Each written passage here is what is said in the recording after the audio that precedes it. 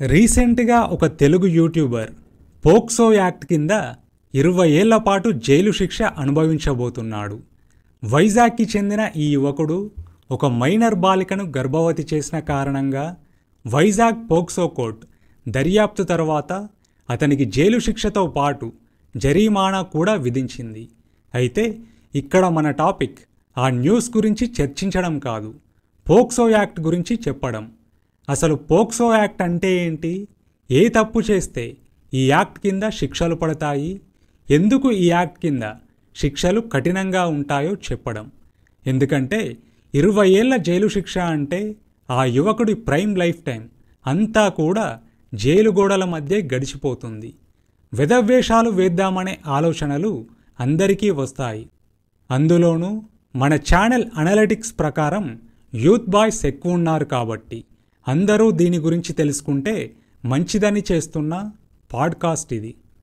First of all, POCSO అంటే protection of children from sexual offences, అంటే పిల్లల్ని లైంగిక వేధింపులు, లైంగిక దాడుల నుండి రక్షించడానికి ఏర్పాటు చేసిన చట్టం. యాక్ట్ అంటే చట్టం. దీన్ని 2012లో ప్రవేశపెట్టారు. అయితే 18 ఏళ్లలోపు పిల్లలందరూ, అది అబ్బాయిలు కావచ్చు అమ్మాయిలు కావచ్చు, అందరూ ఈ పోక్సో యాక్ట్ కిందికి వస్తారు. అంటే 18 ఏళ్లలోపు పిల్లలు ఎవరితోనైనా సెక్షువల్గా పిచ్చి పిచ్చి వేషాలేస్తే తర్వాత తోరును చక్కగా వలిచి జైల్లో కూర్చోబెడతారు.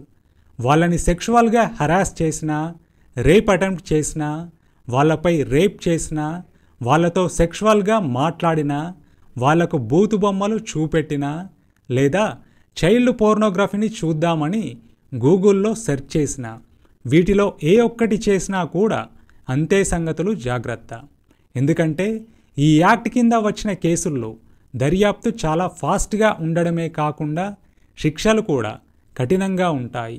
అంతేకాకుండా ఈ పిల్లలపై లైంగిక దాడులు చేసే వాళ్ళలో కుటుంబ సభ్యులు కానీ, విద్యార్థి టీచర్స్ కానీ, ఏదైనా ప్రభుత్వోద్యోగి కానీ ఉంటే వాళ్ళకి 10 సంవత్సరాల నుండి జీవిత ఖైదు దాకా శిక్ష పడే అవకాశం ఉంటుంది. దీంట్లో ఉన్న ఇంకో ట్విస్ట్ ఏంటో తెలుసా? ఎవరైనా పిల్లలపై ఇలా ఎవరో దాడి చేశారు కానీ ఆ విషయం తెలిసి కూడా అతనికి భయపడో ఇంకో కారణం వల్లనో ఆ విషయాన్ని పోలీసుల దృష్టికి తీసుకెళ్ళకపోయినా కూడా వాళ్ళకి శిక్షలుంటాయి. అయితే బాధితుల డీటెయిల్స్ని ఎట్టి పరిస్థితుల్లోనూ బయటపెట్టరు. అంతేకాకుండా వాళ్ళు మానసికంగా కృంగిపోకుండా ఉండడానికి చర్యలు కూడా తీసుకుంటారు. ఇక్కడ ఎవరైనా సరే అర్థం చేసుకోవాల్సింది ఏంటంటే, అవతలి వాళ్ళని సెక్షువల్గా హరాస్ చేయడం కానీ, అవతలి వారిని రేప్ చేయడం కానీ ఎవరు చేస్తారు? ఎవరైనా చేయొచ్చు. ఎందుకు చేస్తారు?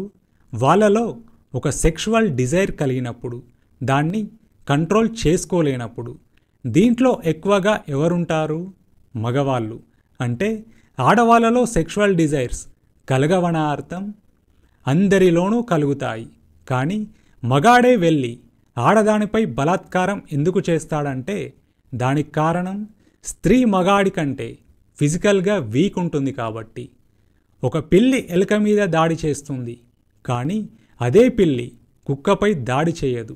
ఎందుకంటే దాని బలం దానికి తెలుసు కాబట్టి. అలాగే మగాడు స్త్రీ మీద దాడి చేస్తాడు.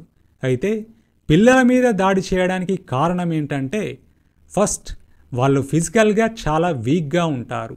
సెకండ్, చాలా సందర్భాల్లో వాళ్ళకి అవతలి వాళ్ళు ఏం చేస్తున్నారనే విషయం కూడా తెలియదు కాబట్టి. మూడో రీజన్, ఒకవేళ తెలిసినా ఆ విషయాన్ని ఎవరికీ చెప్పలేరు అనే ధైర్యం. కాబట్టే పిల్లల మీద లైంగిక దాడులు ఎక్కువయ్యాయి. అందుకోసమే చట్టాలు ఎప్పుడైనా వీకర్ సెక్షన్ పట్ల చాలా స్ట్రాంగ్గా పనిచేస్తాయి, చేయాలి కూడా. దాంట్లో భాగంగానే పోక్సో యాక్ట్లో శిక్షలు కఠినంగా ఉన్నాయి. కాబట్టి పిల్లలకు సెక్స్ ఎడ్యుకేషన్ గురించి అవగాహన కల్పించడం అవసరం.